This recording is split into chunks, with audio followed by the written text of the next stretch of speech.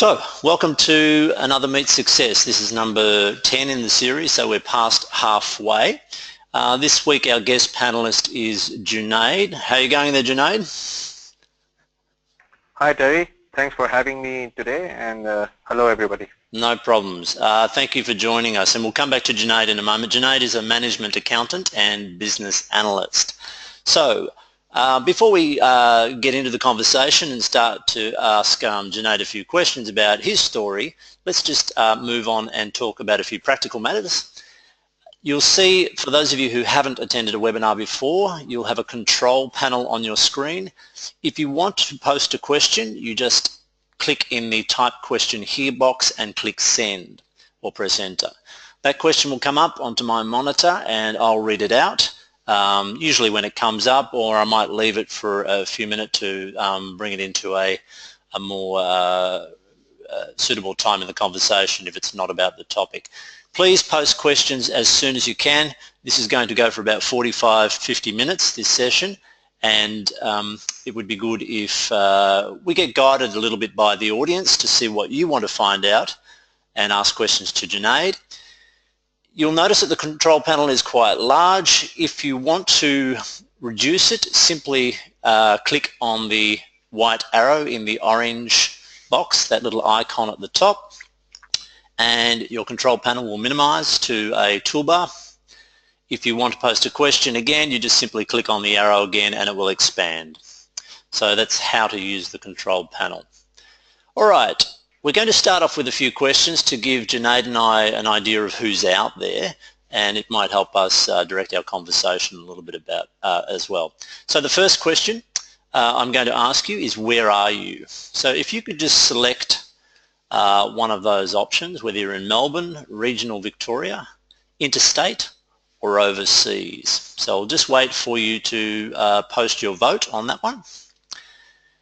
We have 60% voted, 75, 80, a couple of more seconds and I'll close off the poll and then I'll show that to everybody. We don't have anybody.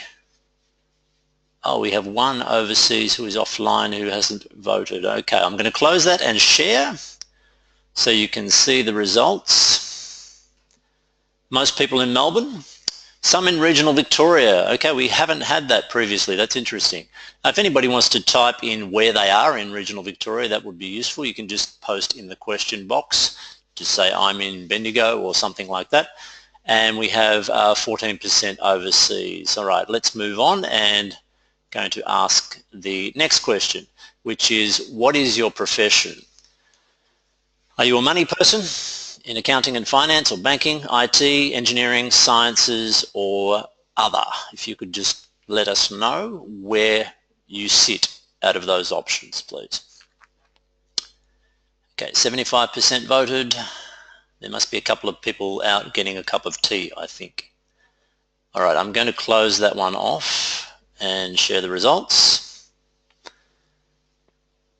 All right, so, okay, interesting. Quite a few science people here tonight. That's good.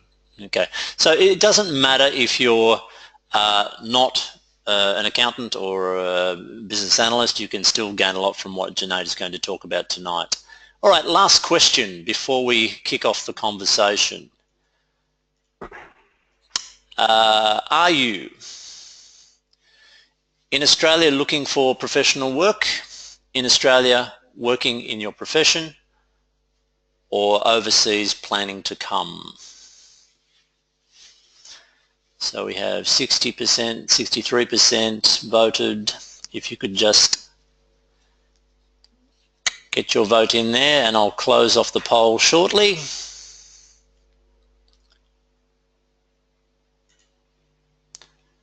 And I'll share the result of that one. So 67% of people in Australia looking for work. That's expected. 33% of you who are working in your profession. Now, please feel free to make comments. You don't have to just ask questions. If you have something to contribute to the conversation, you're most welcome to do that.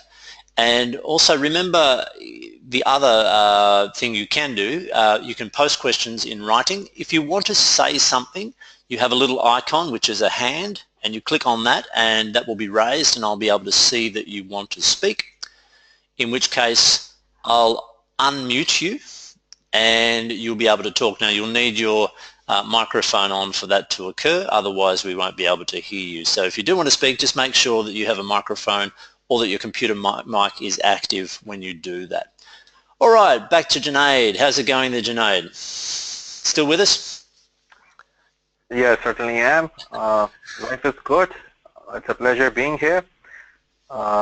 Enjoying the weather. It's a bit of a seesaw this season. We thought that winter had set in, but for the last few days it's been warm again.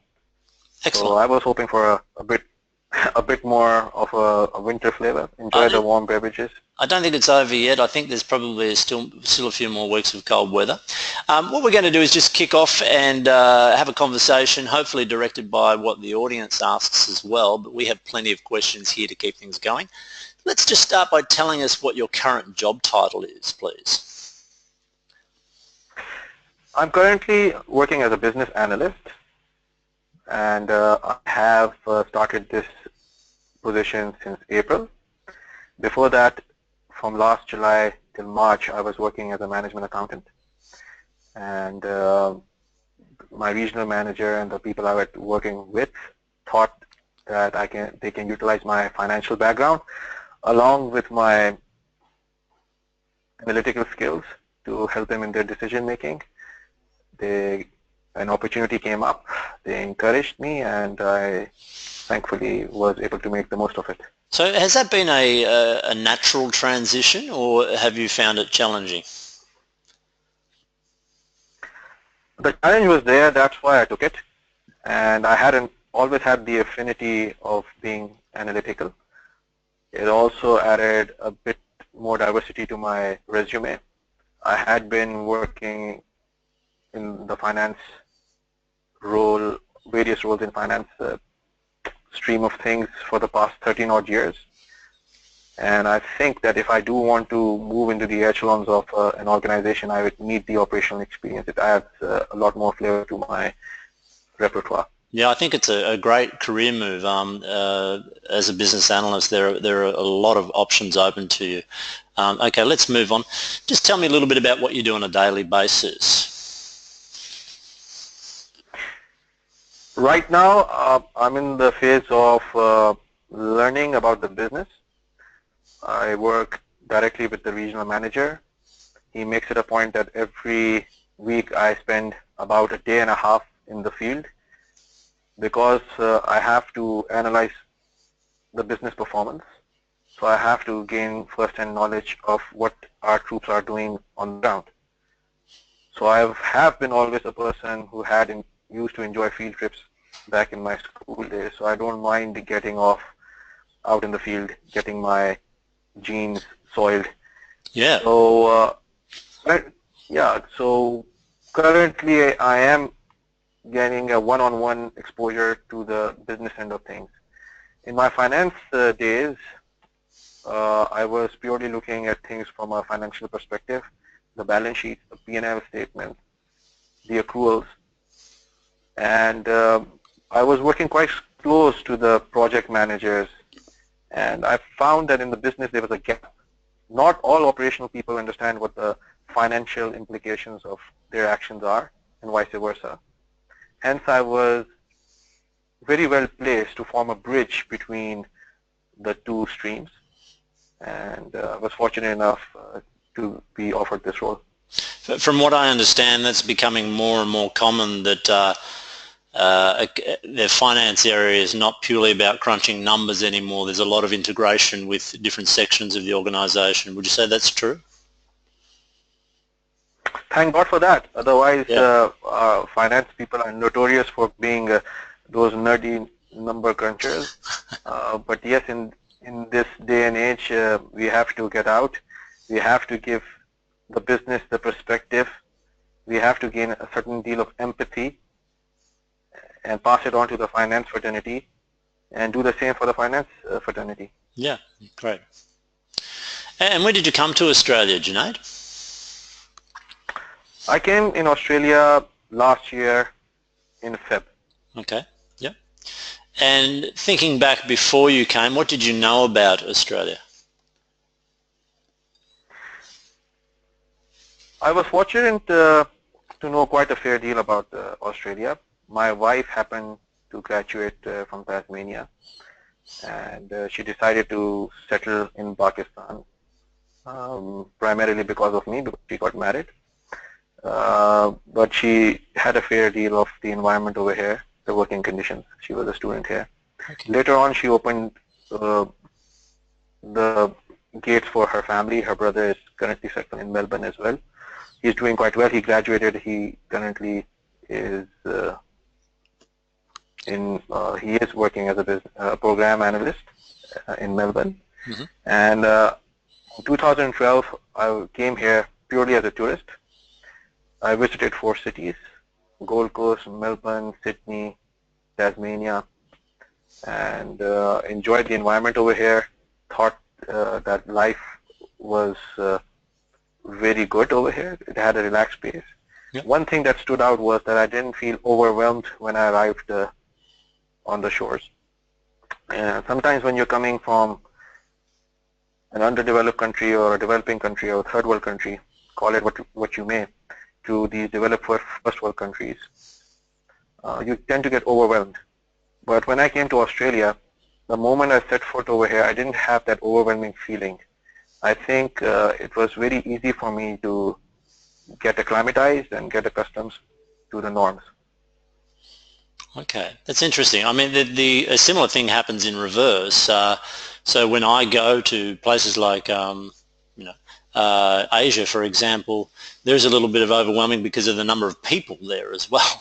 So just purely the population can be something that is quite a big difference. So why did you choose, you've spoken about your wife having a tie here, so you've probably answered that one.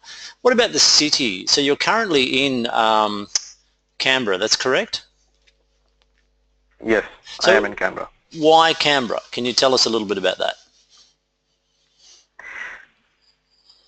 Canberra was purely because our chances of getting immigration were much more swifter for Canberra. We consulted a few experts in the field of immigration in Pakistan, and there are 2 routes. One route is that they select a state for you for where there's a demand for your skill set, and Canberra showed up as the preferred destination for the skill set that my wife and I possessed. So they nominated the state, and because they nominated the state, it hastened our application process, and hence we landed here. Ideally, it would have helped us to settle in one of the bigger cities, but I think in our case it was more of a moral obligation. There's no restriction. If I were not to find a job in, let's say, another month or so, I was free to go in any part of Australia. But in hindsight, I really like Canberra. It's a great place for a young family to settle. You've got a good work-life balance over here. If you get off work, you can actually spend that extra time with your family. And I personally would like to stay here. Yeah, great. I mean, it's a great choice. I think you've done a good thing there. So, and how long did it take you to find work?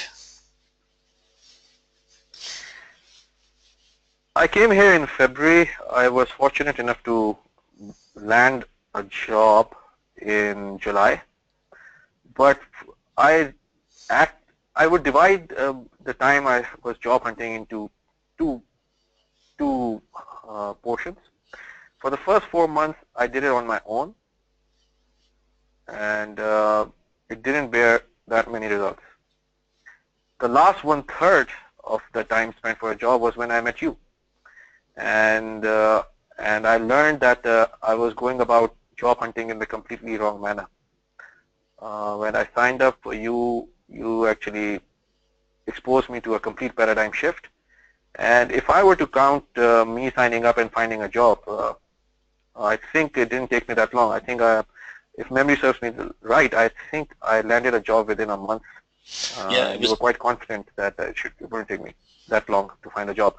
So for all practical purposes, if when I got things right, when my approach was right, it didn't take me that long to find a job. But I still consider myself very lucky and fortunate. I was at the right place at the right time. But you have to be prepared for an opportunity when it presents itself. Mm. Yeah, good advice there. And how many interviews did you have before you landed the job? Again, I've been extremely fortunate. It was my first interview and I landed the job. First interview, that's pretty impressive, yeah? Touch wood, as I said, a little bit of divine intervention and a little bit of luck. Yeah, and also, I mean, you are in the position of having excellent communication skills as well. Not everybody has this, and often it's a bit of a barrier once you do get to the interview. If you can't express yourself or you can't, articulate what's on your resume, often people don't make a very good impression at their first job interview, and it takes a few times. So you were in that situation of being highly skilled, and you leveraged that strength of having great communication skills. So just getting back to yep. Sorry, if I may just add, while I was looking for that job for the first 3 months or so, when I did not run into you, that time was spent in actually, in the words of Franklin R. Covey, sharpening my saw. I was actively engaging in increasing my public speaking skills. I was interacting with people. I signed up for badminton to mingle with the local people. I signed up for Toastmasters to again mingle with the people, get a gauge of the Australian accent, try to interact as much as possible with the local people, various nationalities. So all that did help me not only to stay in a positive mindset, but also when the time came, it did help me a lot to communicate. Yeah, so while I might say that I was lucky, yes, there was an element of luck as well. But when an opportunity presents itself, you should have that lens or that eye or that preparation to grab it with both hands. I think the other thing that you were very good at was you weren't afraid to talk to recruiters or prospective employers, and the more of those conversations you had, the better feel you got for your industry, what the market was about. You started to talk about your work, and how many times did you explain who you are and what you had done.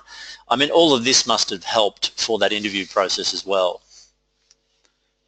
Absolutely. I don't want to patronize you, but this is something that you actually put me to. Initially, I must say, I was really reluctant. My approach was completely different. I used to send my CV, and I was really reluctant to pick up the phone and dial the contact HR person that was nominated underneath every job broadcast. But when you guided me and advised me that that first contact that you make with that person is the most important one. Sometimes when you come from abroad, foreign names tend to mean to the potential employer that maybe you're not that conversant. So you need to put that myth to rest. The best way to do that is to pick up the phone, give that contact person a call, so that you can not only develop a rapport, maybe you might ask a few intelligent questions that might leave an impression on that HR contact. So that helps. That puts a lot of myths to rest, preconceived notions to rest. So I think one of the most important things that I learned from you was to be proactive and make that first phone call. And yes, by the time I did, I may have only had one interview, but I had many phone calls. And then with every phone call, I was getting better at it. Yeah, absolutely. And I think because your communication skills are a strength, it's a good decision to leverage it and use that avenue to make contact. In not all situations would I suggest for people to do what you have done. I mean, if you don't have great communication skills and you're difficult to understand on the phone, then maybe it's not the best option. Maybe your first impression is a CV or an email. So we really have to work with individuals to work on what their strengths are. But certainly in your case, making those phone calls was a great idea. So just talk a little bit about what avenue you took. Did you use recruiters, or did you directly approach people, or did you apply for jobs? What did you do, Junaid, in those months prior to meeting me and also after meeting me? Prior to meeting you, primarily I was tempted to go through the recruiter route. It was a struggle getting an interview with recruiters, let alone potential employers. So recruiters were, with all due respect, very discouraging. They would immediately flag to you the most obvious barrier, which was that you do not have Australian experience.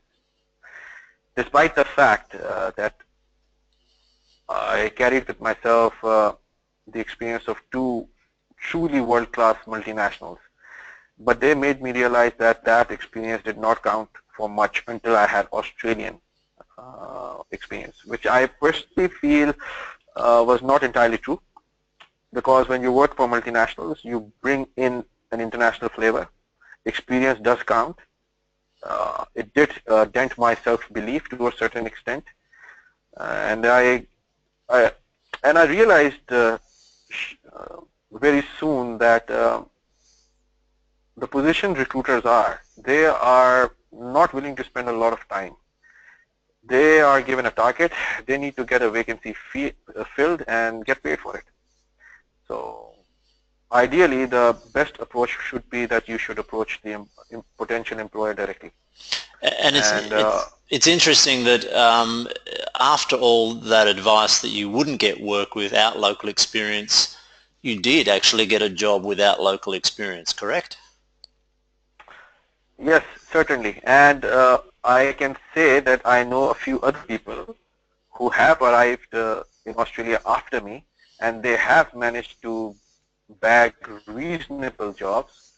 When I say reasonable, they did not have to compromise much on the level that they work for the job.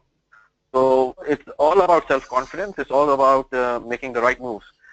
I've always, ever since I have met you, job seeking in Australia has become a bit of a science. There's a procedure to it, and if you follow that procedure, then you can make the maximum of your experience. You should not compromise on your experience and settle for a job that's lower than what you are.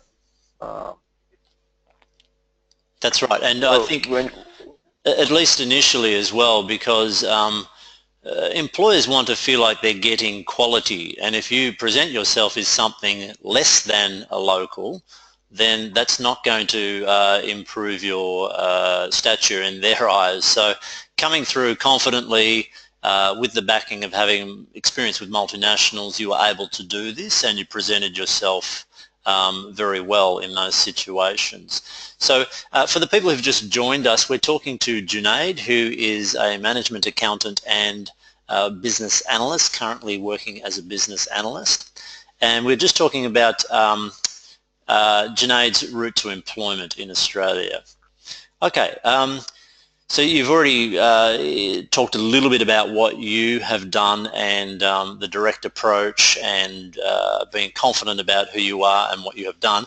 Is there any other advice about job seeking you would give to somebody who was perhaps thinking of coming or is here in Australia who has not found professional work yet? The first advice I'll give to any individual who's thinking about moving to Australia is to come with a fair amount of savings. You need that initial saving to make you fight through the tough phase. Financial pressure can lead you to make compromises as far as job opportunities are concerned. You do need that peace of mind.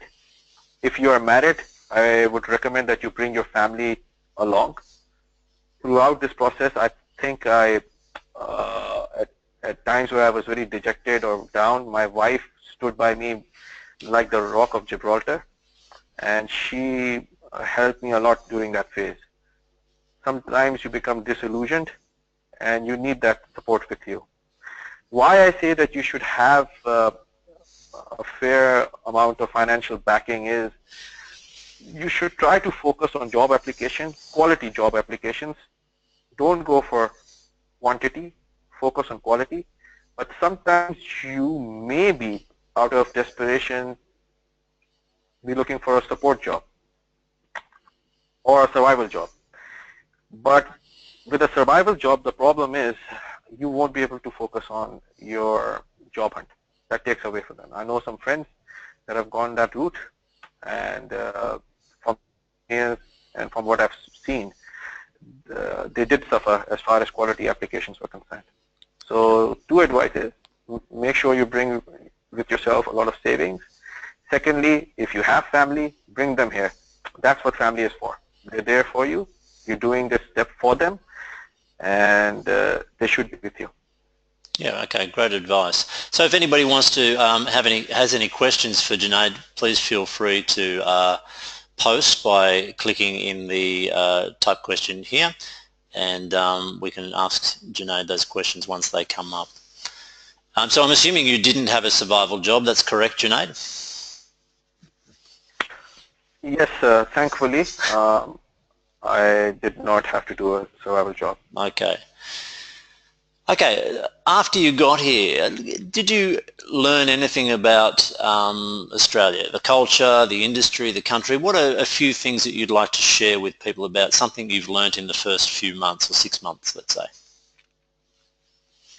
It's natural when you come to a new country, you learn a lot. Every single day till this day, I'm still learning about the culture. One thing about Australians is that they are really straightforward people. They are very open-minded, but they do not like, for the lack of any other word, bullshitting. They like calling a spade a spade. They like to mentor you, but the key is that you do not cover up when you make a mistake. You own your mistake. You should go to work with a growth mindset. Do not be afraid of making mistakes. Own up to your mistake. They will be very understanding. They're really patient. Realize that you were covering up when you had the opportunity of actually asking them how to go about it in the right way. Then you lose their trust. And once you lose their trust, then they can be very difficult customers to handle. So they can be a very tough customer. And they have got a great sense of humor. They're very professional. Over here, all those theories about time management, when you ask somebody for a meeting, they make sure that they're on time. When you send in an email, they will make sure that they reply to the email before the second day is out. Like, you don't need to unnecessarily follow up with them, because they think that if you follow up too aggressively, you are alluding to the fact that they are not doing their job properly. So they take a lot of pride and integrity in their job. So that's about the culture. About the industry, I am from the utility and infrastructure industry, highly industrialized, highly comprises a lot of engineers, a lot of project managers. They are straightforward people, willing to share their experiences, and the country itself is a beautiful country. They are into sports. It has encouraged me to take up healthy activities. I took up badminton, I think I mentioned earlier. I've started running. They motivate you. The atmosphere, the culture itself motivates you to keep yourself fit, and very family oriented. You go out on weekends, you see fathers participating and spending a lot of time with their children along with their mothers. I spend a lot of time with my kids now, and this was something that I wasn't able to do back home. So overall, it's been a great change. Great, excellent. The fact that you couldn't spend as much time with your kids in Pakistan, was that because your job was so demanding, or culturally it's different? What was the reason there? I think it's a bit of it's a bit of both. I wouldn't say the finance professionals all over the world are face similar demanding tasks because it's highly deadline oriented. No matter what happens, you have to report on a certain date. The books have to close on the last business day of the month. But I think it's a cultural thing as well. Over here, you do not need to linger around at your workplace if your boss is around. Sometimes I feel in the subcontinent that there was this perception that you can't leave before your boss. It stems out of, especially in the finance fraternity, it stems out at the time when you're starting your articles in one of those chartered accountancy firms. It's a bit of a cultural thing. You were made to sit late. You started off late. The client used to provide you data late, so you kicked off late. Yeah. Over here, people take their leisure time very seriously. They plan their weekends. You're not ashamed of planning your holidays. You're not ashamed of planning your weekend. You're not ashamed of discussing your weekend with your boss. They actually feel good that you have some plan. Sometimes I felt in the Asian societies, it's a bit of a guilt trip when asking for leaves, which is not the case over here. Okay. Oh, that's interesting. Yeah. Okay, we've got a few questions rolling in now, so we might get onto those. Amir has asked, thank you, Junaid. Once someone takes the decision to relocate, which track do you recommend? So, for example, to travel here as soon as possible, or stay in your country, load your guns with more courses, certificates, etc., and then make the relocation. So we're getting a few questions from people who are considering coming or about to come. Any suggestions there, Junaid? I've already alluded to the fact that try to make yourself financially secure as much as possible. If working those extra months helps you accumulate a little bit of cash, do that. Also consider the fact what time of the year you're coming to Australia.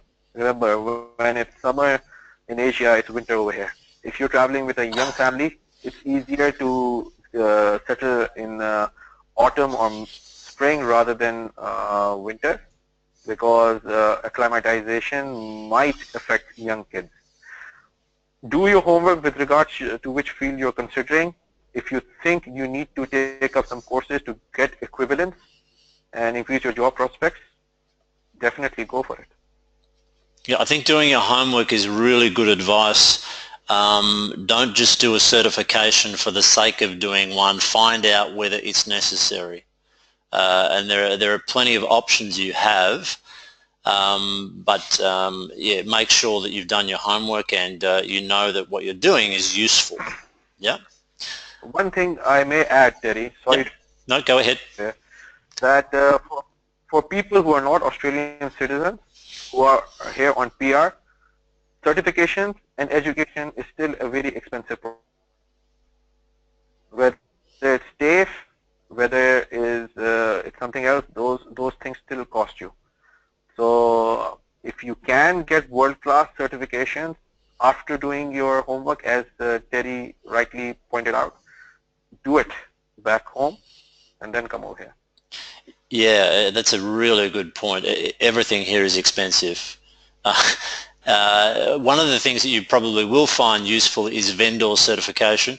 So those people who haven't yet got their Cisco or Microsoft or ISTQB Foundation for testers, these sorts of things are highly valued here, and if you're considering doing it, it's probably worth doing before you arrive, as Junaid said. Okay, Abhishek. Hi Junaid and Terry, I'm planning to come to Australia in November. I'm confused whether to bring my wife along with me due to financial risks. We are both working in the IT sector. What do you suggest keeping financial risks in mind?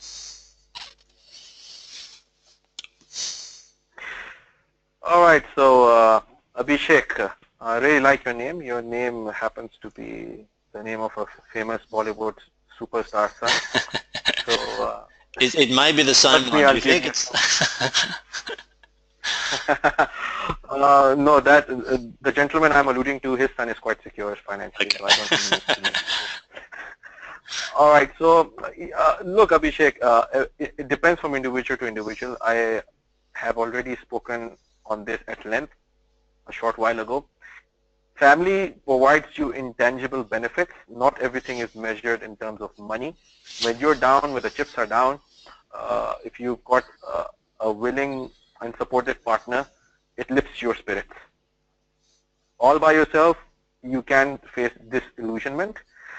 But obviously, if you are facing very restricted financial resources, then it's better that you come here, settle yourself, and get yourself a house, and then open your doors to your better half.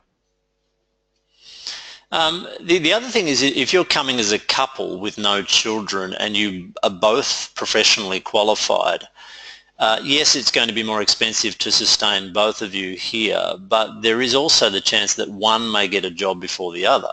So it's a little bit of a, two heads are better than one. Both people can apply at the same time, and whoever gets a job first provides a little bit of cushioning for the other person. So, yeah, as Junaid said, it's not all clearly about whether it's more or less expensive. There are other factors there as well. Okay, Mohammed, thanks Junaid. I just want to know about references. Normally here an employer asks for references. Can we provide references of your previous jobs overseas? Absolutely. I think references are very important. You should all leave a company on good terms.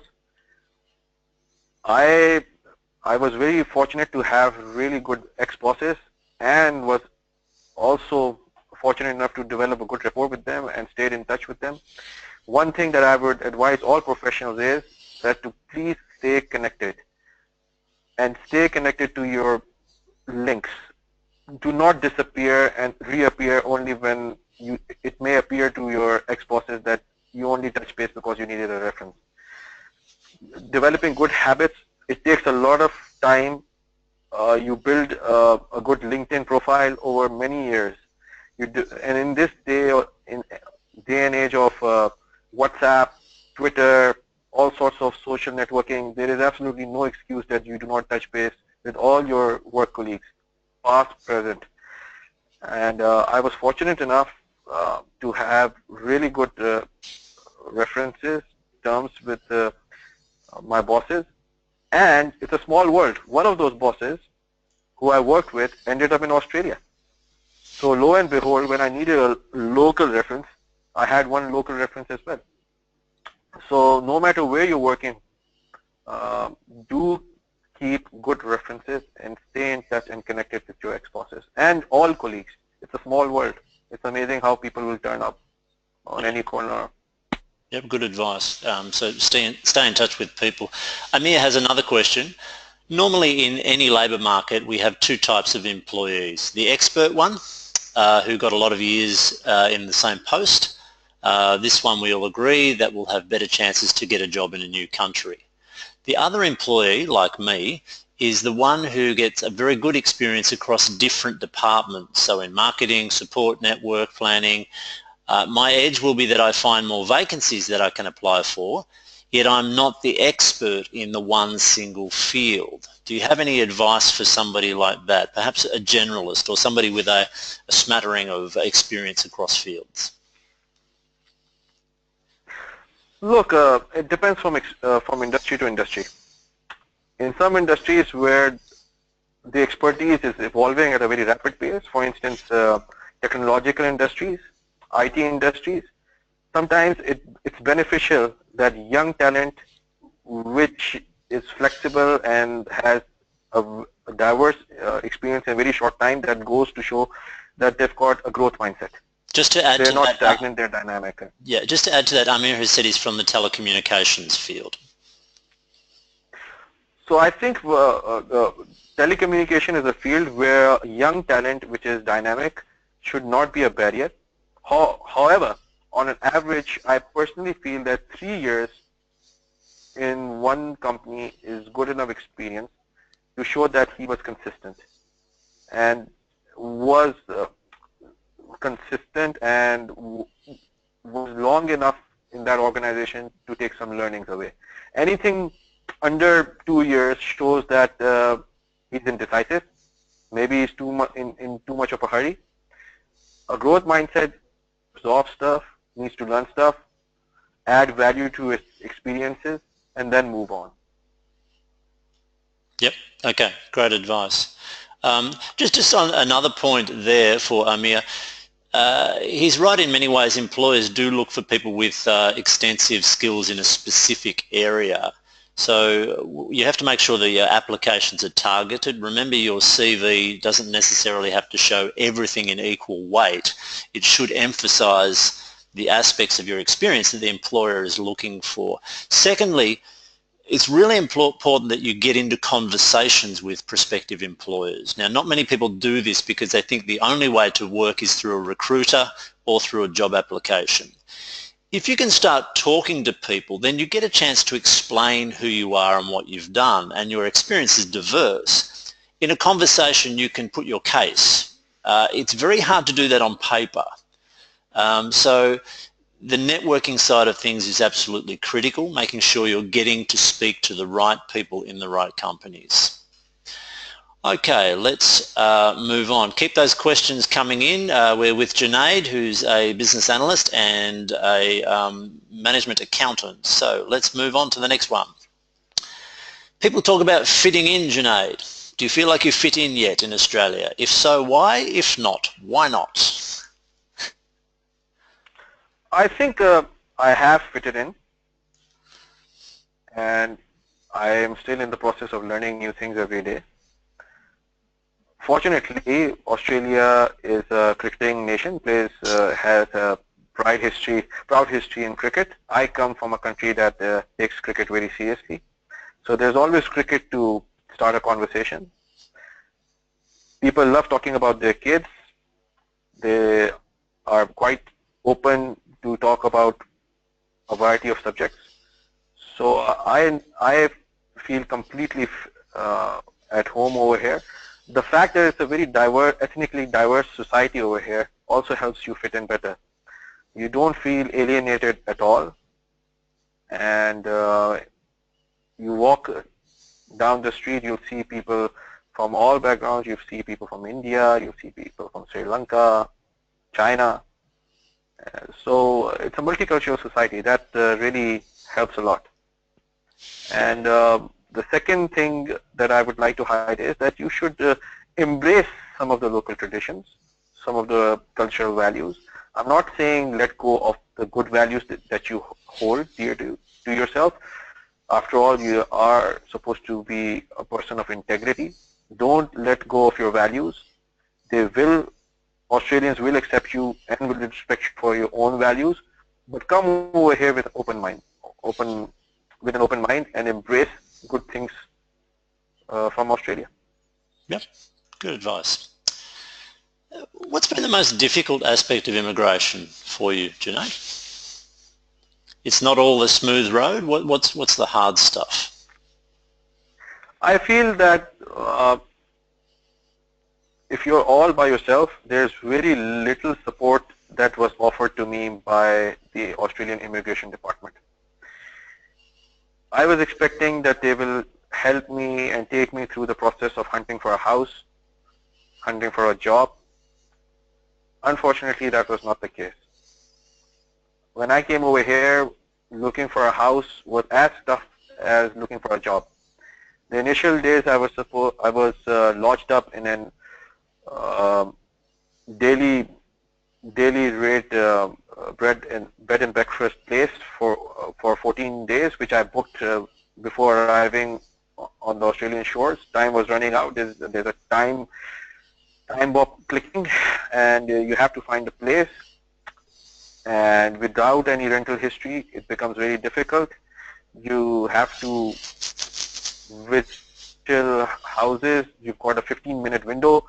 You have to apply for a rented place with references, with the balance, with your bank statements, with rental history. That was tough.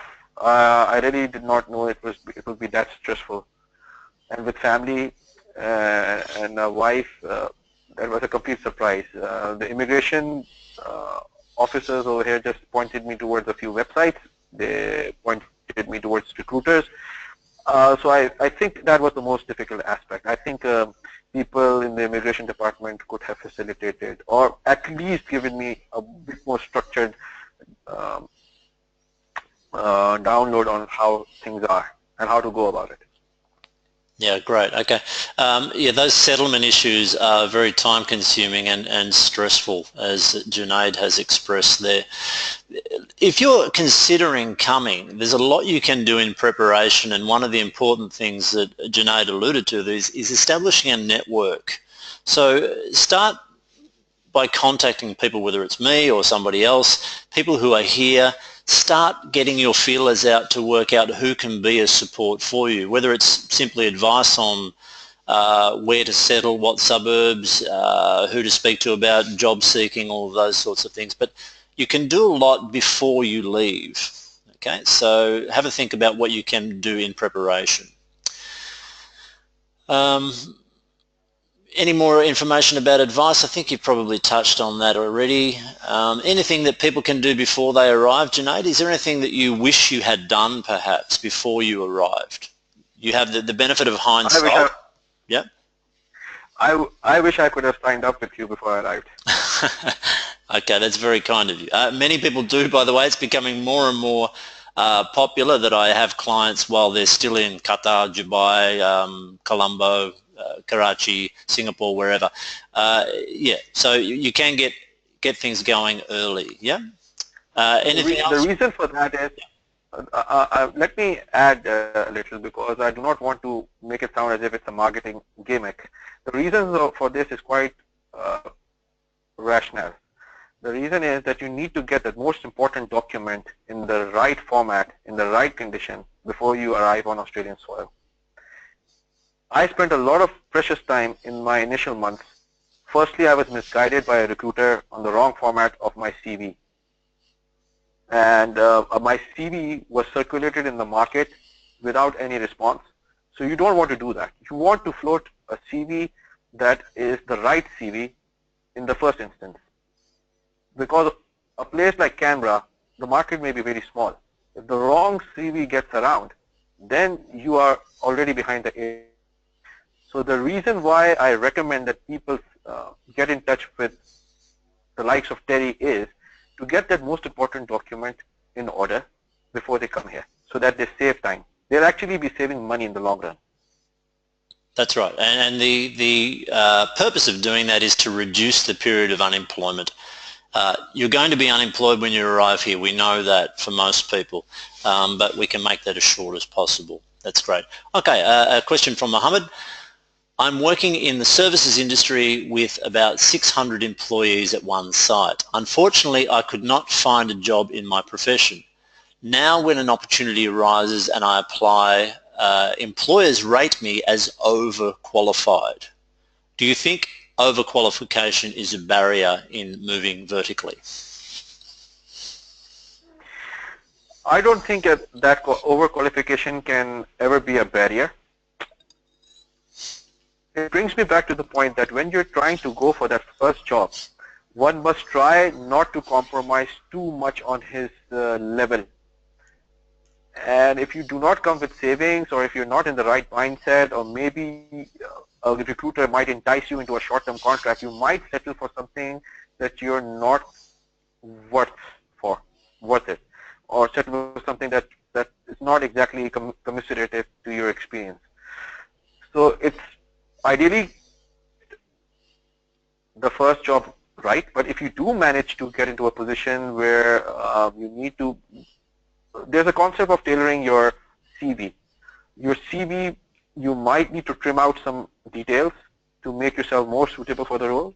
You do not need to send an opportunity a fully loaded CV. So you need to tailor that CV accordingly to not appear as overqualified. That's right. And I think the key there is that you have to fit.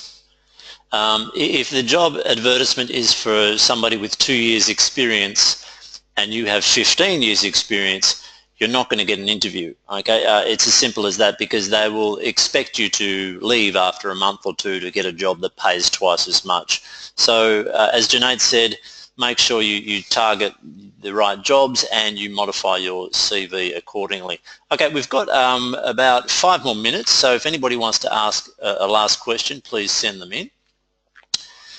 The interview process, you only had one interview, Junaid. How would you describe that? Did you find anything difficult about it, or was it in any way different to what you would expect in Pakistan, for example? Trust me, that one interview took a lot of time to come. I was here for 6 months. I have been reading up, I had been researching, I had been working on so many interviews in my head. I made sure that I did all the reading I could do as much as possible. My wife happens to be an HR professional. I did a few mock interviews with her.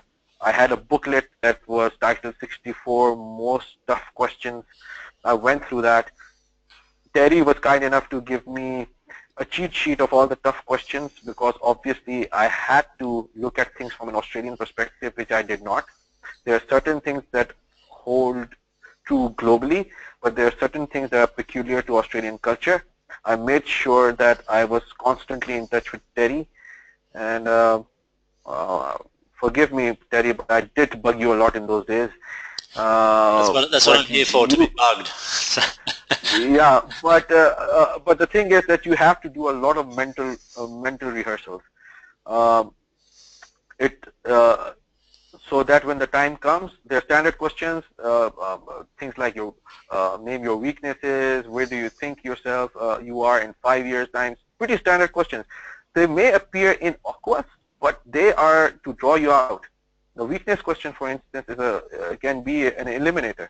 People tend to be very honest and open about it, but there are techniques, and there's a lot of research that goes into these interviews.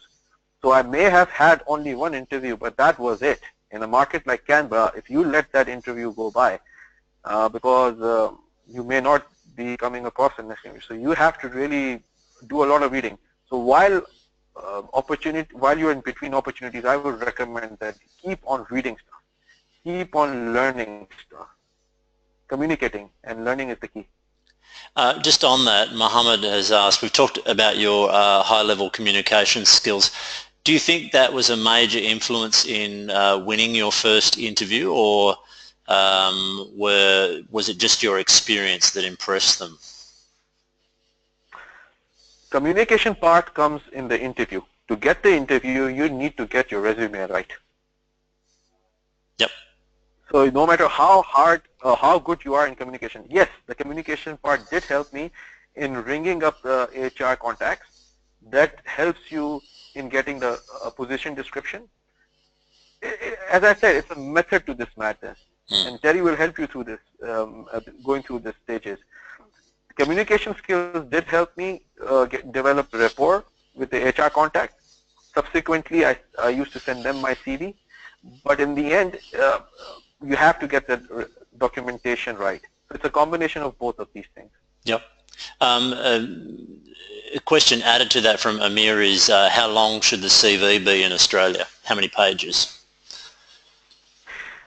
Ideally, it shouldn't be more. Correct me if I'm wrong, Terry. A lot of this stuff I picked up from you. The CV that goes to the potential employer should not be more than 3 pages.